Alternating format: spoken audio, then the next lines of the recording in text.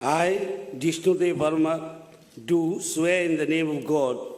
that I will faithfully execute the office of Governor of Maharashtra and will do the best of my ability, preserve, protect, and defend the Constitution and the law, and that I will devote myself to the service and well-being of the people of Maharashtra.